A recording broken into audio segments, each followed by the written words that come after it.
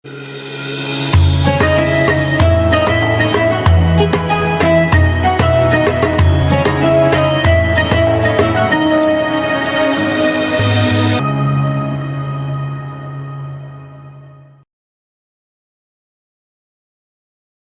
منها زوجها وبث منهما رجالا كثيرا ونساء واتقوا الله الذي تساءلون به والأرحام إن الله كان عليكم رقيبا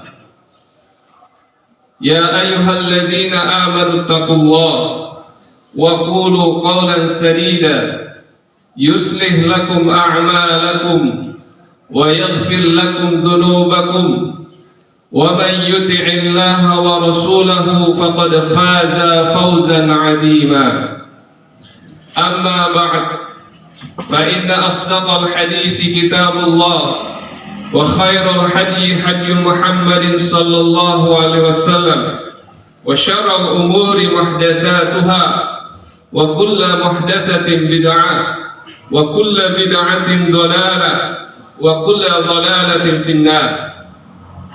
Allahu Akbar, Allahu Akbar, Allahu Akbar. Tidak ada sesuatu yang lebih besar dan lebih agung selain dari Allah Subhanahu wa Ta'ala. Dialah Allah yang merunduk padanya semua leher, tunduk padanya semua wajah. Semua yang besar menjadi kecil di hadapan keagungan Allah Subhanahu wa Ta'ala. Allahu Akbar, Allahu Akbar, Allahu Akbar. Mendekat kepadanya semua ciptaan dan merendah, menghina dan mengecil di hadapannya, di bawah hukum serta keperkasaannya. Allahu Akbar, Allahu Akbar. Allah Maha Besar dengan sebesar-besarnya, meliputi dan menguasai segala sesuatu.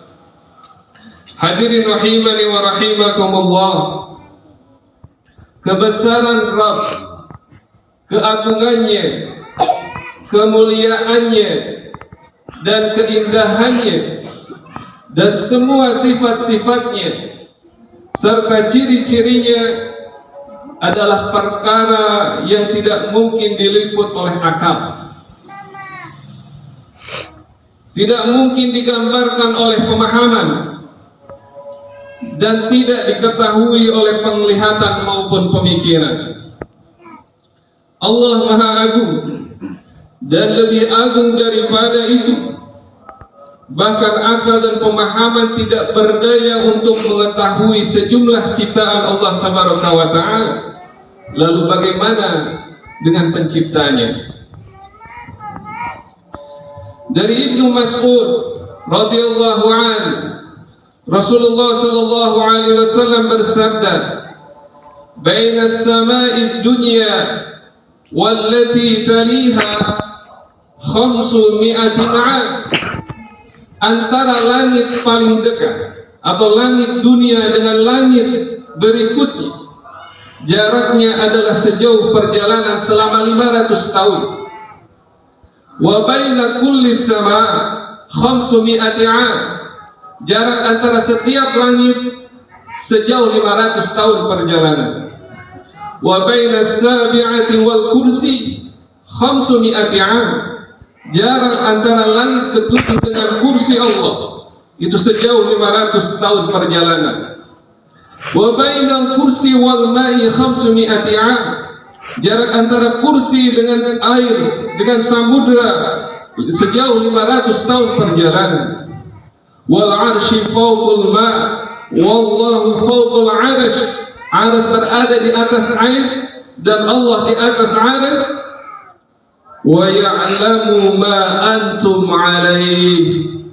Namun meskipun jauhnya sejauh perjalanan 10 kali 500 tahun perjalanan, namun tidak ada yang tersembunyi bagi Allah sesuatu pun dari amal-amal kita, dari amal-amal kalian, kata Rasulullah sallallahu alaihi wasallam, termasuk yang ada di hati-hati kalian. Allah Subhanahu wa taala Maha mengetahui.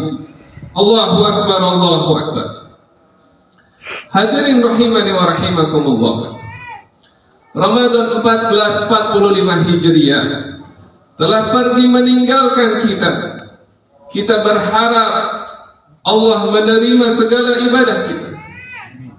Namun kita khawatir Allah tidak menerima ibadah kita. Kita takut Allah menolak ibadah kita.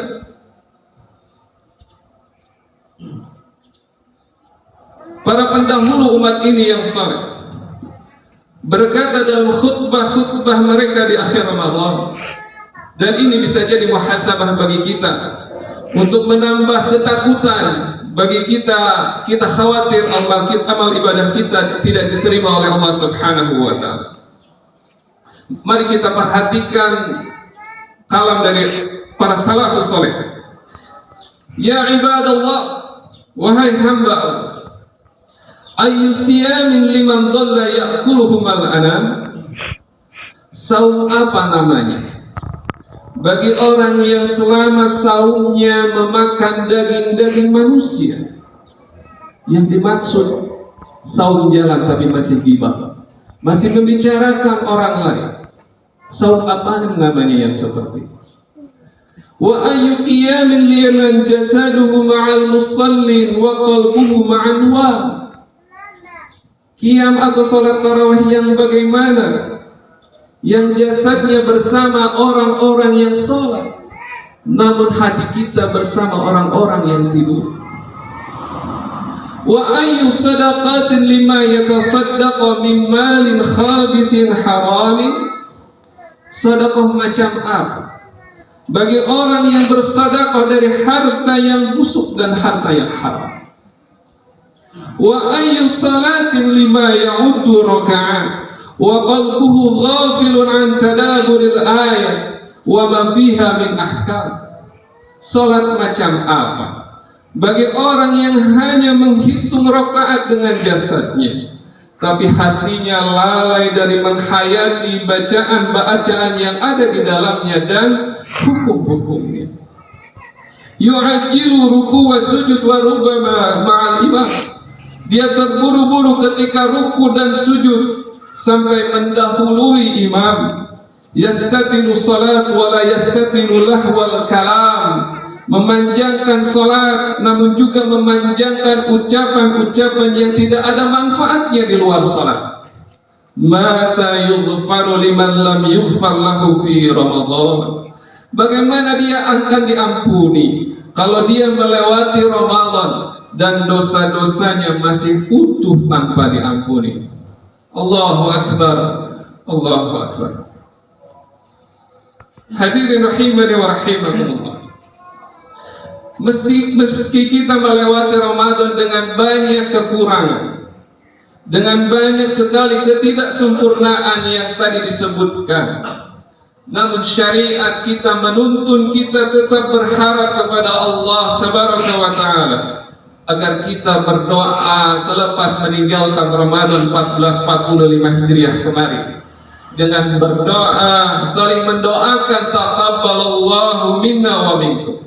Semoga Allah menerima ibadah kami, semoga Allah menerima ibadah kita dan ibadah hadirin semua. Taqabbal ya karim. Hadirin rahimani wa rahimakumullah. Adakah tanda ibadah Ramadan kemarin kita diterima?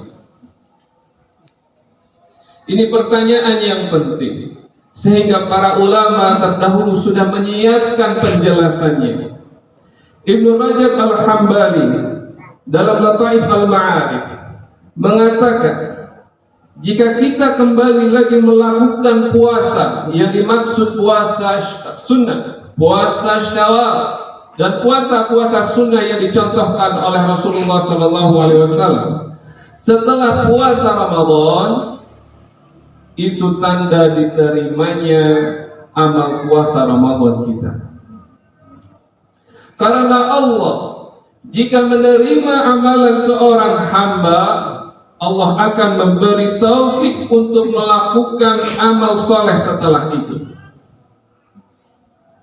Inilah yang sering dikatakan oleh para ulama, min thawabil hasanat al hasanatu ba'daha. Di antara balasan kebaikan adalah kebaikan selanjutnya. Wa min jazaa'i sayyi'at as-sayyi'atu ba'daha. Dan di antara balasan kejelekan adalah kejelekan selanjutnya. Oleh karena itu, siapa yang melakukan kebaikan lantas diikuti dengan kebaikan selanjutnya, maka itu, kata Ibnu Rajab Al-Hambali, tanda amalan kebaikan yang pertama itu diterima. Sedangkan yang melakukan kebaikan lantas setelahnya malah ada kejelekan, dia masih melakukan dosa, kembali kepada dosa, maka itu tanda tertolaknya kebaikan tersebut dan tanda tidak diterimanya. Al-Lataif Al-Ma'arif halaman 388. Diterimanya Ramadan seseorang tergantung keistiqomahannya di dalam menjaga ketakwaan dan akhlak yang baik, yang merupakan buah dari hasil latihan madrasah Ramadan. Seorang muslim hendaknya bertakwa dan berakhlak yang baik. Kenapa? Karena keduanya banyak memasukkan seseorang ke dalam surga. Dari Abu Hurairah radhiyallahu anhu, Rasulullah sallallahu alaihi wasallam bersabda, "Aktsaru ma yudkhilul jannah taqwallah wa husnul khuluq." Perkara yang banyak memasukkan seseorang ke dalam surga adalah takwa kepada Allah dan berakhlak yang baik. Hadirin rahimani wa rahimakumullah. Takwa adalah kalimat yang ringkas dan begitu sering diwasiatkan oleh para khatib, oleh para penceramah, dapat mengantarkan seseorang ke dalam surga. Allah Subhanahu wa taala berfirman, "Wasari'u ila maghfiratin min rabbikum wa jannatin 'arduha as-samawati wal ardh u'iddat lil muttaqin." Dan bersegeralah kalian kepada ampunan dari Tuhan kalian dan kepada surga yang luasnya seluas langit dan bumi, yang disediakan untuk orang-orang yang bertakwa. Nabi berwasiat kepada seorang sahabat, "Ittaqillah haitsu ma kunta."